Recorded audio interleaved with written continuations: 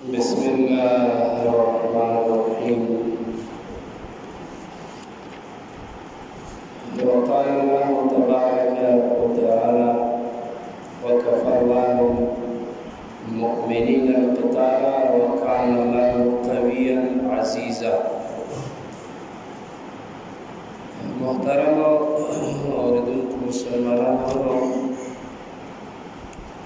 واقعه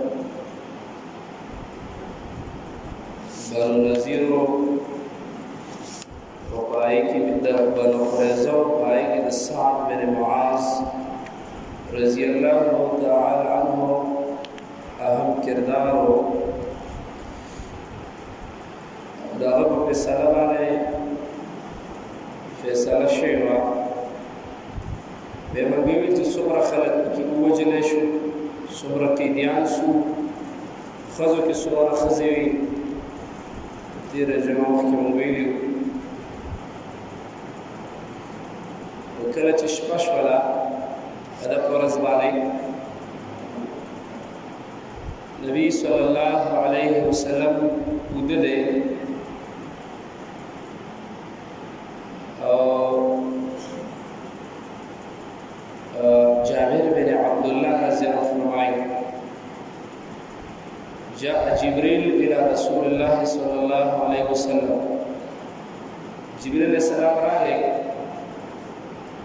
نبی صلی الله علیه وسلم ته وی پاسېږه: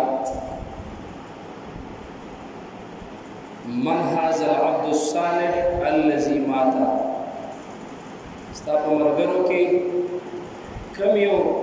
یو صالح او یو نیک مرګری دی چې هغه وفات شوی دی. ويولي ففتحت له ابواب السماء. د اسمان چې څومره دروازې دي د هغه د خوشحالۍ لپاره هغه ته کولاو شي، استقبالیه لپاره د اسمان دروازې کولاو شوي دي. مخکې مو ویلو دی په احزاب کې زخمي شوی و او د ده په رګ باندې رسول الله داغ لګولی و، دوه داغونه یې لګولي. بیا د دعا وکړه چې د بنو قریظه بسترګې نه یخې شوي، نه الله مه مې وجله. دعا یې الله قبوله کړه. بیا د هغې نه وروسته دعا وکړله ځکه د بنو قریظه فیصله ده کړې وه چې هلکان ترې حلال کوي جنګیان او ښځې او ماشومان یې غلامان کوي. بیا د دعا کړې وه چې الله د مشرکین مکه و چېرته جنګ پاتې فافتنی ما ورته ژوندی وساتي، او یا الله که چېرې د مشرکین مکه و نور جنګونه نه وي نو ما له د دې نه شهادت راکړي. نو واقع کې مخکې مو ویلي چې د دغه زخم کولاو شو، روغ شوی و، صرف لږ ځای پاتې و، هغه وچاودو او د هغې نه فانفجر جرحه من الليل. د شپې دې ډېره اینه وبهېدله تر دې پورې چې د هغې نه وفات شو. نو جبریل علیه السلام د شپې راغی او رسول الله ته وایي: فی جوف من جوف الليل معتجرا بعلامة من استبرق. ریخمه پټکۍ والی د سړي په شکل کې. مخکې موږ ویلي مخکانو بیانونو کې چې جبریل علیه السلام به کله کله د سړي په شکل کې راته او ډېر حدیث پکې دي: اصطلع علینا رجل شدید بیاض الثياب وشدید سواد شعر. د عمر رضی الله عنه روایت کې راځي کله کله به د دې کلمې په شکل کې راته، کله به د یو ناشنا سړي شکل جوړ کړ. و د شپې نه راغی: یا محمد من هذا المیت الذي فتحت له ابواب السماء. یاره دا څوک مړه دي؟ او زه د روایتونو کې راځي چې هذا العبد الصالح. یاره ډېر یو نیکعمله انسان مړلی که هر څوک ستا په ملګرو کې او ففتحت له ابواب السماء. ګوره د اسمان دروازې ورته کولاو شوي. او دویمه لویه خبره دا ده چې دا ډېر نیکعمله سړی دی ځکه تحرک له العرش. دته د ډېرې خوشحالۍ نه عرش وړکېده، عرش وخوځېده، د هیچا په مرګ باندې عرش نه دی خوځېدلی، او د سعد بن معاذ رضی الله عنه په مرګ باندې عرش وخوځېده. ورته وایي چې د عرش خوځېدل او د اسمان ټولې دروازې کولاوېدل، دا کو هر څوک نو هذا العبد الصالح، دا یو نیکعمله انسان دی. وایي رسول الله په منډه د شپې راووته، هته خو پته وه چې یاره سعد بن معاذ بیمار دی او دته رسول الله په جومات کې خیمه والی وه. مخکې مونږ ویلي چې یا خو دې د وجه نه چې د ده علاج دلته کېده، په کور کې نشه کېدلی، او دویم دا دی چې دا خو معزز سړی او تپوس ته به خلک راته، په جومات کې به خلک راغی او تپوس به یې هم کوو. وی رسول الله را منډې کړلې چې کله راغی فإذا سعد بن معاذ، په دې وخت کې سعد بن معاذ فوجدوه قد مات، رسول الله چې راغی هغه راختلی وفات شوی و. چې کله سهار شه او د ده تکفین او تجهیز شروع وشوله، نو د دفن کېدلو مبارک صحابه را جمع شو. مختلف روایتونو کې راځي چې د ده دا جنازه چې کله د خلکو وړله، نو دا جنازه چې وه دا ډېره زیاته سپکه وه، ځکه چې عبدالله ابن عمر فرمایي وایي رسول الله وایي چې لقد حبط یوم مات سعد بن معاذ، په کومه ورځ چې سعد بن معاذ وفات شوی و، نو حبطا 70,000 ملک إلى الأرض، اویا زره ملایکې په دغه ورځ ځمکې ته راکوزې شوي وې، او لم يهبطوا قبل ذلك، وی دغه اویا زره ملایکې دې نه مخکې چېرته نه وې راغلی. د ډېرې خوشحالۍ نه او یو روایت کې راځي و چې کله قتاده د انس روایت نقل کوي چې لما حملت جنازة سعد بن معاذ، د سعد بن معاذ جنازه چې کله صحابه وګ کړله، نو ما اخف جنازه ډیره زیاته سپکه وه. وی منافقان وویله چې دا جنازه ځکه سپکه ده لحکمه فی بني قریظه، چې د ظلم وکړه، د بني قریظه فیصله غلطه کړې ده. دا ګوره مخکې حدیث مونږ ویل تیرو جمعو کې چې د سعد بن معاذ فیصله چې کله راغله، رسول الله ورته څه ویله؟ ویل ای سعده، ویل د اوو اسمانونو د بره فیصله چې کومه وه هغه فیصله تا وکړله. او ځینې روایتونو کې راځي چې رسول الله ورته ویل تا د الله په فیصله وکړه او د رسول په فیصله دې فیصله وکړه. خو منافقان خو منافق د الله خبره هم بیا داسې ګڼي، الله د پیغمبر خبره مرتسې په زور ښکاري.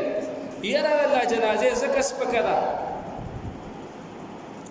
جنازه چې کنه د انسان جنازه شرعاً مسله دا ده چې جنازه به سړی زر وړي، خو دون الخبب ټوپونه به جنازې نه ورکوي، سسته به هم نه وړي او زر زر به وړي. ځکه حدیث کې راځي چې کله سړی جنازه وړي نو اکثر خلک ویره جنازه درنه وي. درنوالی خو یو د دې وجې دی چې یو خو هیبت ډېر دی، دویم دغه وخت کې د کې روح او ایمان نشته دی، ځکه چې روح لاړ شي دغه وخت کې د ده بدن ډېډ باډي باندې شي، مسلمان د دنیا نه وفات شي، نو جسد یې ډېر هیبتي. یو ځل رسول الله دا سنت طریقه ده چې جنازه کله تیریږي نو ودرېږي به، ودرېدل سنت طریقه ده. وروستو تلل او د جنازې نه مخکې کېناستل دا سنت طریقه ده. جنازې نه مخکې به نه کېني،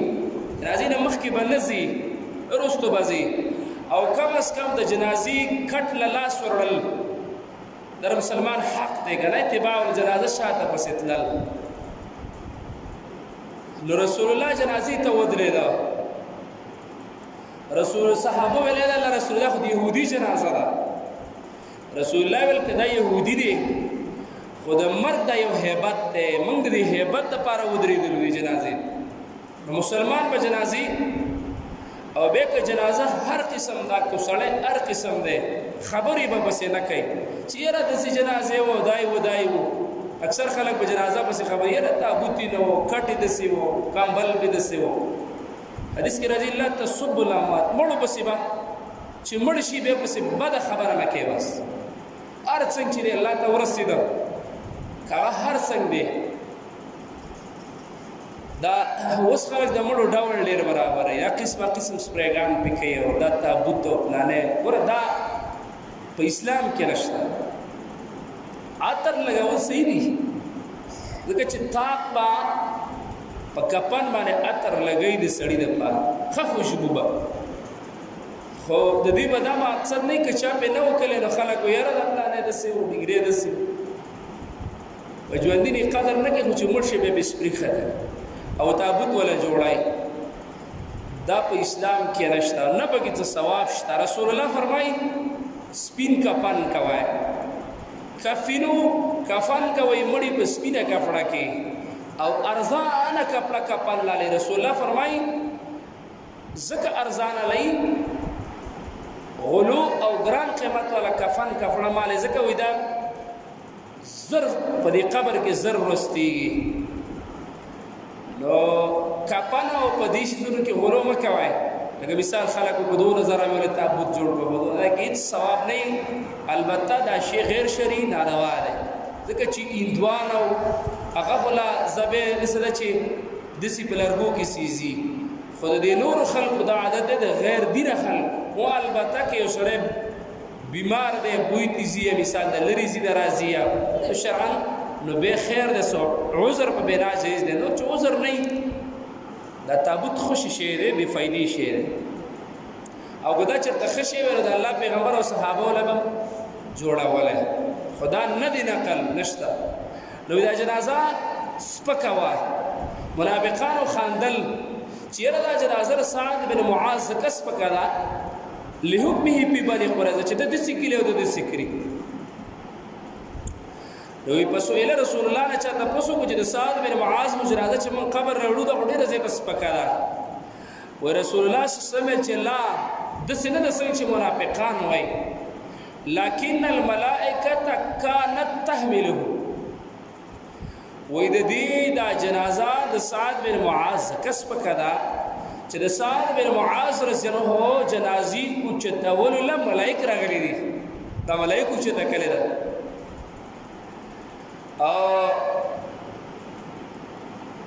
سعد بن معاذ رضی الله عنه ډېر معزز صحابي دي مخکې موږ ډېر کارنامې ان شاء الله دکې بم بیا وو دغه مناقبو کې وو ويوزن رسول الله صلى الله عليه وسلم لچا اهديت للنبي حلة حريرة رسول الله لچا ریخم یو صادر راړو اول اسلام کې ریخم حلال اوس سرا او ریخم د سړو د پاره مطلقاً حرام دي او د ضرورت په بنا د بیماری د فاره یا د علاج د پاره یا اصل کې بده نستوړو کې یا بده د کوټ بده ګټ کې د پیسې بده کې لګ لګونتي اولګي خبره نشته خو نور د حرام د رسول الله جمعات کې زه دروته په لاس کې ورسو ویل هذان حرامان ویل دا دوه شیزونه حرام دي علی ذکور امتی زما د امت په نارینه وباله یو الحرير والذهب یو سره زره یو ریخم قبل التحریم لا ریخم حرام نو او د خود پر ریخم جایز دي نو رسول الله لچا ریخم راوړه په دغه وخت نو یمسونه اصحاب رسول الله مسکل اریو ول طریقې چې دا څنګه دی او د سګوتی ورولله ورسول الله ورته ویل او يعجبون من لين هذا دي نرموالي نه دي تعجب کو چې دا څومره نرم دي واذا الله پیغمبر ورته ویل اتعجبون من لين هذا من لين هذه وخطا سود دي نرموالي د وجنه تعجب ډیر کوي وې د سند الله مناديل سعد بن معاذ خيرا منها والينا وپکوت لیا چې د سعد بن معاذ رحمه الله کم الله په جنت کې ورکړي اوس د هغه دپاره چې کوم مندیل او تولیا ده ویل هغه د دې نه خیر منها و الینا هغه نرمه هم ده او پسته او قیمتي هم ده. نو سعد بن معاذ رضی الله عنه د اعزاز الله په مختلفو طریقو باندې وکړ. یو د هغې نه دا مجاهد ابن عمر هم نقل کوي چې اهتز العرش لحب لقاء الله، د عرش چې خوځېدلی و سعد بن معاذ رضی الله عنه ته، نو د عرش خوځېدل لحب لقاء الله چې د الله ملاقات د سعد بن معاذ ته شوق پیدا شو. حدیث کې راځي که نه کله چې د یو مؤمن بنده شوق د الله څخه پیدا شي نو د الله د ملاقات شوق دی بنده ته پیدا شي. چې کله یو بنده د الله سره مینه کوي نو الله رب العالمین جبرئیل علیه السلام ته وایي جبرئیل اسمان کې اعلان وکړه تمام ملائکو ته وایي دا سړی زما سره مینه کوي زه ورسره مینه کوم او تاسو جبرئیل ته هم ورسره مینه وکړئ دې ټولو ته چې مینه ورسره وکړي تر دې پورې چې د ځمکې اسمانونو ملایکې ټول د دې انسان سره مینه شروع کړي او تر دې چې تمام مخلوق ورسره مینه کوي. هسې چېرته د الله سره مینه هسې خو مونږ زه کوي د نورو شیزونو په مقابله کې زمونږ د حقیقي او شرعي مینه ډېره کمه ده په نسبت د نورو شیزونو باندې. لکه اوس مثال د کور سره ډېره مینه ده په نسبت د جومات باندې دې سره مینه نه وي. د الله د حکم سره د پیغمبر د طریقو سره په مقابله د دنیا او د نورو شیزونو کې زمونږ مینه ډېره زیاته کمه ده. بهرحال دغه صحابه وو چې د الله سره مینه وه او د الله د هغو سره مینه وه چې د هغې د مینې د وجې نه د اسمان دروازې ورته کولاوېدې او یا زره ملایکې ورله استقبال له ځمکې له راتللې جنازې ملایکو اوچتوله او د الله عرش د محبت هغه د وجې نه خوځېده. دا څه وه د محمد رسول الله د صحابي د الله سره مینه وه.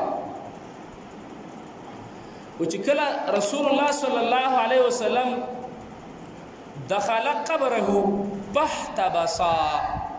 رسول الله چې کله سعد بن معاذ هو قبر کې دننه کړ د صحابه قبرونه دوه طریقو باندې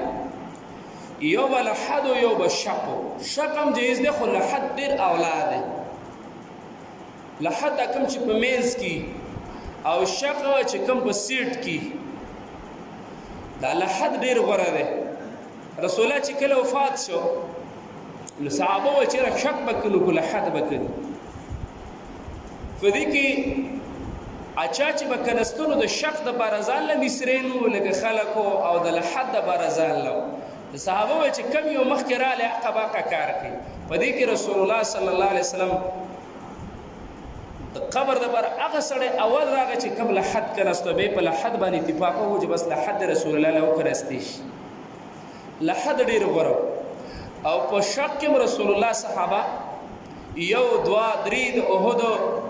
شهدا رسول الله په قبر کې خو ځکه قبر کې ډېر کسان مې ښودی شي. رسول الله به ویل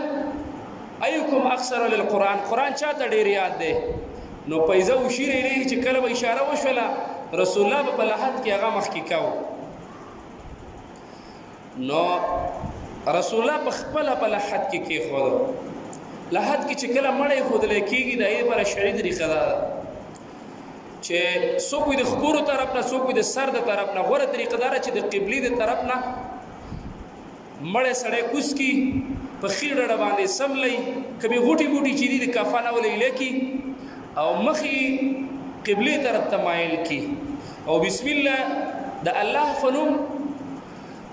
او په ملت د رسول الله زموږ خلکو ته سپارل وایي لکه وایي وي سپارو په نه دی سپارلی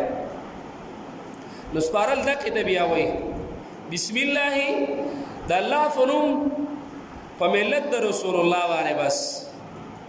بسم الله وعلى ملت رسول الله بس او بیا به په هغې باندې کمه هغه وخت کې به کچه خښت استعمالېدلی. اوس خو ګټې وغیره دا شیزونه دي لرګې به پکې نه استعمالې. هر هغه شی چې اوکې یو سړی کفن د پاسه صادر یا د صادر د لاندې کفن د لاندې صادر یا مالوچ وغیره ثواب پکې نشته دی خو سړی کېږي کې څه ګناه هم نشته دی.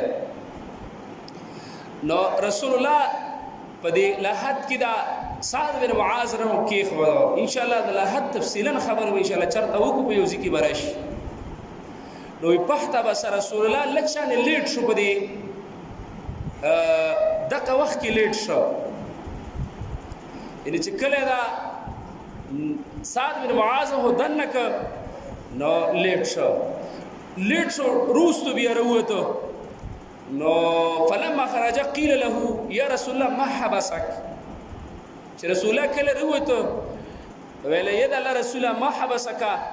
ویل دا ډېر ټیم دی په دې لحد باندې ولې واغست. ګوره په لحد به ټیم نالي،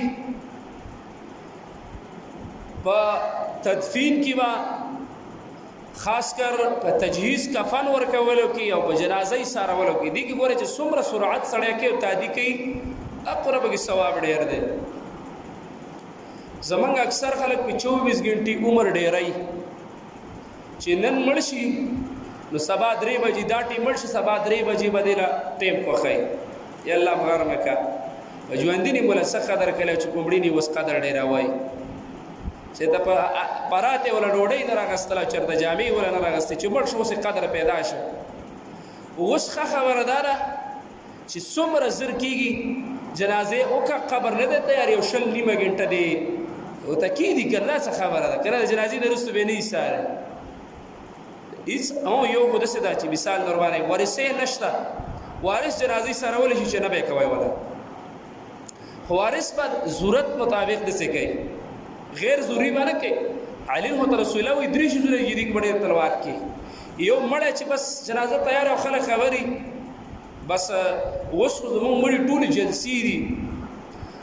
سمعت دی او ریا ده الا ماشاءالله بعضې خلک به په اخلاص راځي چې یاره دا مسلمان دی که نن سبا چې څوک د چا جنازې راځي په بدل ځي زما مړي نه راغلی او زه ولا ځمه لاسنیوي نه راغلی او زه ولا ځمه والله علم چې الله به ثواب ورکوي که نه به ورکوي الله پوهېږي. خو نیت یې داسې دی چې د غریب سړي جنازې له دونه څوک نه ځي د مالداره سړي جنازې له هر سړی ځي خدا وایي سبا ماله راځي. برای مهرباني قبر هم د الله د رضا دپاره وباسئ د مړي وینا الله د رضا لپاره کوئ د مړي خدمت هم د الله د رضا دپاره کوئ حق دی د مسلمان جنازې هم د الله د رضا لپاره ځئ. موږ اکثر وایي زما قبر نه راځي زه ولا نه ځم.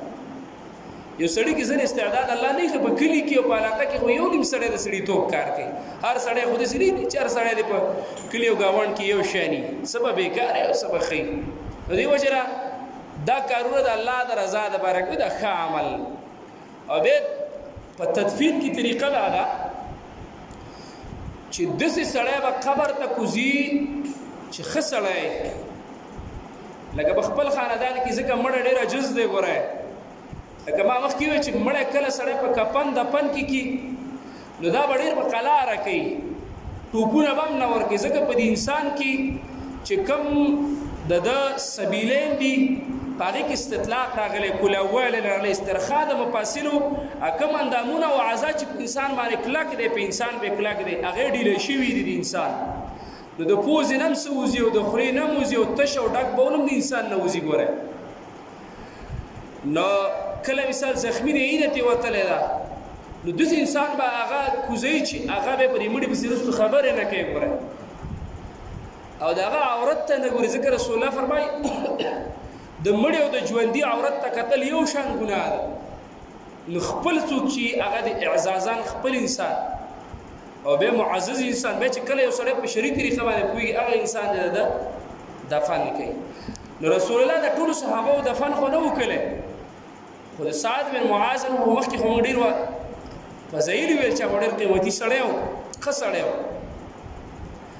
نو صحابه تپوس کوي ما حسبک یا رسول الله ما حبسک حبس ایسارېدو بندېدو ورته وایي څه شي ورکړې څه شي ایسار کړې نو هغه ورته وایي ضم سعد بالقبر ضمة ما چې کله سعد بن معاذ قبر کې کېښودو نو دا قبر پې راتنګ شو قبر پې راتنګ شو او ځینو روایتونو کې راځي چې امیه بن عبدالله وایي چې دی یو ځل یې د سعد رضی الله د کور والانو تپوس وکړو چې آیا د رسول الله نه تاسو د په باره کې اورېدلي دي چې دته دا مسله ولې وه؟ نو بعضو کې بیا راځي چې صحابه و رسول الله نه کله تپوس وکړو نو رسول الله ورته داسې ویل چې ان للقبر ضغطة، په هر یو کس باندې دا قبر په دغه وخت کې داسې راتنګېږي. خو ګوره دا یاد ساتئ، قبر هماغه قبر دی، خو دې ته ګورې برزخي زندګي وایي. دا ځان سره یاد ساتئ. په قبر کې چې انسان کېښودی شي دا ژوندی دی که مړ دی؟ نو د دنیا په مرګ دا مړ دی. ځینې خلک ورته ژوندي ویل که ژوندي دی به یې مخه ښودي کندو په سر یې کېدی. دا مړ دی د دنیا په ژوند باندې. او په برزخ کې یو ژوند دی چې په هغې دا ژوندی دی. یعنې په کم لکه یو مثال طور باندې زمونږ د مور د رحم زندگی ده. د مور په رحم کې انسان ژوندی دی، لکه څنګه ژوندی دی چا ته پته لګي چې دلته څه کوي، صرف حرکت باندې انسان پوهېږي. یو د دنیا ژوند دی، دا د هغې نه بدل دی. د برزخ ژوند د دې نه بدل دی، او د قیامت ژوند د برزخ نه بدل دی. ژوند شته دی هلته، خو دا برزخي ژوند دی. ګوره دنیا کې دا په قبرونو کې خلکو دنیا کیمرې لګولې دي، خو د اوسه پرې یو کیمرې ریکارډینګ نه دی کړی. ریکارډینګ به کړی خو چې شیخ به کې نه. موږ چې کله فاسق فاجر انسان مړ شي ګناهګاره، نو دا په کور کې پروت وي، په کټ کې دته سزا میلاوي. خو موږ تاسو خو یې نه وینو که په کټ کې یو ملایک وله راځي او روح تې وباسي 500 د اور ګروزونه او د جهنم توره کپړه راوړي. حدیث کې راځي. موږ تاسو خو یې نه وینو که دې ته برزخ یو معنی لګېدلی فردا چې د دنیا په سترګو د دنیا په حواسو نه معلومیږي، د دنیا په اسبابو هغه زندګي نه معلومیږي. دا ځینې پکې لیوني شوي دي، وایي مړي ژوندي دي، او چې مړي څوک ژوندي نه وي هغه پسې مونځ نه کېږي. وایي داسې خبرې به تاسو ډېرې اورېدلې دي خلک یې کوي. دا په زور خبرې دي. اکثر ما مخکې څو ځله تفسیري دا خبره کړې ده. موږ ورته ژوندي وو خو برزخي ژوند دي. د دنیا په ژوند باندې که دا ژوندی ښځې به په نکاح ولې اخلي؟ د دنیا په ژوند بیا ورته مړی ولې وې؟ خپل نوم ورته یادوه. بیا میراث خلک ولې تقسیموي؟ دا برزخي زندګي ده، دا د قبر ده. نو دا په هر چا راتنګېږي. د هر انسان په قبر کې به دا راتنګېدل او دا سزا دوو کسانو ته ډېره میلاویږي. رسول الله یو ځل د قبر په خوا ورته او د رسول الله اوښه او وترېدله. نو د الله پیغمبر ویل دا قبرونه چې دي یعذبان فی قبورهما، یعذبان دې ته عذاب میلاوېدلی کېږي، عذاب ورته ورکول کېږي په دې قبرونو کې دواړو. نو دا عذاب چې دی د اسې نه دی. ایو روایت کې راځي چې څه په غټه ګناه نه دی. ایو روایت کې راځي چې د عذاب ورکول کېږي په ګناه باندې څه غټه نه ده. به ویل نه غټه ده. دې وجې نه دا عذاب قبر وي د ګناه کبیره د وجې انسان ته په قبر کې میلاویږي. نو د الله پیغمبر ویل اما احدهما، دا یو چې دا قبر کې ورته عذاب میلاوېده، نو دا چې و لا یستنزع من البول، ده به د بولو نه ځان نه ساته، یعنې استنجا به یې نه کوله، بول به یې نه وچول. بعضې غټ غټ هلکان بول وکړي او ځان نه وچوي، استنجا نه کوي. استنجا سنت طریقه ده. په کاڼي لوټه دویم په کاڼي لوټه پسې اوبه او په درېیمه مرتبه صرف په اوبو استنجا ده. غوره استنجا چې ده صحابه د اهل صفه او د نطبه والحجارة الماء کاڼو پسې اوبه ورپسې کول. دې پسې مزید نه ځمه، خو مقصد مې دا دی چې څوک ځان نه پاکوي د بولو نه، ده ته په قبر کې عذاب میلاویږي. بې بول عام دي که خپل بولې او که د بل بولې، نو ډېر احتیاط کوئ به دې کې. د بولو نه ځان ساتئ، که هغه هر قسم بول دی. بول د ما یوکل لحمه کې اختلاف دی چې یو څاروی دی د هغې بول غوښه خوړلی کېږي، بول یې پاک دی او که ده کې اختلاف شته. خو بهرحال دې حدیث کې بغیر د تفصیل نه بول ټکې راغلی، د هغې نه هم ځان ساتئ. هغې ته به نجاست وایي، هغه نجاستي خفیفه دی، او بعض هغې ته هم نجاستي غلیظه وایي. نو ویل دا یو د دې بولو نه ځان نه ساته ځکه ول الله په قبر کې عذاب ورکوي د ده په باره کې بعضې روایتونو کې راځي چې ذکر لنا ان رسول الله سئل عن ذلك د دې د خلکو نه تپوس وکړو چې کان یقصر ببعض الطهور من البول نو وجه دا ده او یا دا چې دا په هر چا باندې په قبر کې لږ ساعت دپاره دا قبر تنګېږي خو په مؤمن باندې ابتلایي او په کافر باندې عذابي صحیح ده یعنې مؤمن ته هم دا وشي او کافر ته خو کافر له عذاب او مؤمن له ابتلا پکې پاس شي نو دا قبر پې راتنګ شي او یا د دغې د وجې نه و خو بهقي کې بې دا روایت شته دی او دویم دغه کم کس ته چې په قبر کې عذاب میلاوېده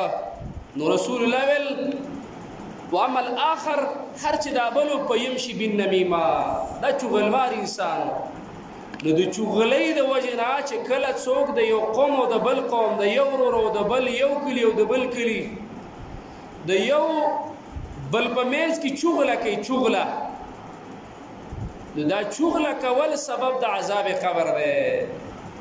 او د الله پیغمبر وایي چې چغلخور به جنت ته نه ځي او ترغیب کې دا روشي چې چغلي چا وکړله یو خو به د عذاب قبر ډېر زیات سخي او دویم دا دی چې وایي د ده حشر به الله د سپي په شکل کې کوي د سپي د چغلخور انسان نو چغلي ګناه کبیره ده چې د هغې د وجې نه انسان ته په قبر کې عذاب میلاویږي نو رسول الله ویل عایشه رضی الله عنها فرمایي چې ان للقبر زحطة دا قبر په دې سعد بن معاذ راجوخ شو لو كان احد ناجيا منها لنجا سعد بن معاذ کو دا نه وي یعنې د هر یو چا دپاره نه وي نو د سعد بن معاذ دپاره خو به د سره نه وي د قبر ژوند دا شته دی د قبر زندگی دا شته دی خو زمون خلک د دنیا د زندګۍ د لږې ګرمۍ دپاره کولاو کمرې جوړوي غټ غټ حالونه جوړوي ایسیګان پکې لګوي یخ او د ګرمۍ پروګرام پکې کوي خو د دغه کمرې فکر چا ونه کو چې دغلته به زما یو ځل ژوند به مې راځي ټول عمر به دغه کې پروت تر ورځ د قیامته پورې بیا به د الله پورته کوي یو ځلې عثمان رضی الله عنه مبارک راځي چې عثمان رضی الله عنه به کله د قبر په خوا ورته نو یبکی ایسته به په جړا شي جړل به حتی یبل اللحیه د ډیرې جړا نه وي په ګیره د اوښکو نه لنده شپله و چا تپوس وکړو ته ولې ډېر ژاړې چې قبر ویني یاره قبر خواله وایي د الله د پیغمبر نه ما دا حدیث اورېدلی دي چې قبر چې دی اول منزل من منازل الاخره دا قبر د منازلو د آخرت نه اولنی منزل دی د دې منزل سوچ یې چېرته کلی دی چې نه به رسه ښځی نه به د بچي نه به د پلاري نه به لالا کاکا هېڅوک به د سره صرف ته به او ستا عمل به بس د الله پیغمبر یو ځلي جنازه وشوله او مړی دفن کېده مشکات کې اثبات عذاب قبر کې دا روایت شته دی د الله د پیغمبر سره یو ډکې ورسو داسې د ځمکې چخوله ډېر سات غلی ناسو لاندې کتل بې سر راپورته که ویل نن ورځ د دې سړي دپاره او د هر مسلمان دپاره چې کله ملایک راشي او روح دې اخلي نو دا د اولنۍ ورځ د آخرت د ورځو نه حسابېږي او دا د نن اخرنۍ ورځ ده بې دا ورځ نه وي د انور بې دا نه وي د هوا بې دا نه وي دنیا دا خلق نه دیني او نه دایني د اخرنۍ ورځي او دا اقبال الاخره اخرت طرف ته د مخی بس که ښه و ښه دی او که ناکام و ناکام دی نو دا اولنۍ کوټه ده دا اولنۍ منزل دی او بیا ویل چې رسول الله فرمایي القبر روضة من ریاض الجنه دا قبر د جنت د باغیچونه یا باغیچه دی او یا د جهنم د کاندونه یو کنده ده هم دغه قبر د ځان له کندم جوړولی شي او دغه قبر ځان له جنت هم جوړولی شي. خو دا څنګه جوړېږي؟ دا په عمل باندې چې ښه عمل کې د الله د پیغمبر په طریقه باندې د الله د حکم باندې. زه دا خبره ډېره زیاته کوم، اس 80 کاله د چا تیر شو، د چا 100 او د چا 40، اسې به د یقیني اسې خو په خولې موږ ټول وو، چا به پلار خښ کلی، چا به رور او چا به زوی او چا به خپلوان پردي به یې لیدلي که خپلې نه یې لیدلي. اسې چېرته حقیقت باندې ګورئ، ګپ نه ښه، په مجازي خبره نه کومه، اسې د ټوکو خبره نه، په حقیقت باندې تاسو چېرته په دغه ځای کې دا سوچ کلی دی چې یو ورځ به زه هم داسې یم. اسې دا سوچ ټاکلی دی چې مثال در باندې اولنۍ شپه زما په قبر کې راشي، زه به څه کوم؟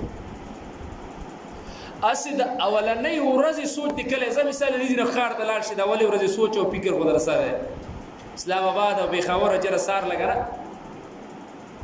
د شپې فکر او د ورځې. اسې د قبر د اولنۍ شپې سوچ چا کلی دی اوسه پورې؟ حقیقي سوچ خبره کوم، د زړه په سترګو، د ایمان په سترګو باندې. کو دا شی چېرته چا وکړو که نه، دا سچ مسلمان، یقیني مسلمان دقه دا به بیا نه ګناه کوي د دغې د وجې نه چېرې زه چې په اوله شپه د الله چې هېڅوک نه زه به څه کوم. اولنۍ ورځ باندې به زما څه حال وي. کله کله به د اولنۍ ورځې ته هم سوچ کوو په دغه کور کې، او کله کله دغه شپې ته هم سوچ کوو په دغه چې به توره تیارۍ لیډ به نه وي، پکې ده د پکې نشته، هېڅ به پکې نه وي. دنیا کې خو که ته ګاډي ته وخېږي، که ته به کمره کې کښېنې، هر چېرته چې هلته روباندې دنیا هوا بنده ده. او یو شی دی چې جنتي هوا دا خو هله چې تا کې ایمان او عمل صالح، لکه رسول الله فرمایي هره ورځ هر سهار او ماښام د ده د قبر طرف ته د جنت نه هواګانې راځي، د قبر د طرف نه د جنت طرف ته کړکۍ کولاویږي. او رسول الله فرمایي اولنۍ ورځ اولنۍ شپې دای چې کله به سوال جواب کې کامیاب شي، خبره اوږده ده، وایي ملایک ورته وایي چې نوم که نومة العریس، داسې ویده شه لکه ناوې چې ویده کېږي. د ناوې دپاره د هر سهولت انتظامي، او د ناوې خوب ډېر په آرام باندې، او د ناوې خوب چې دا داسې عام خوب نه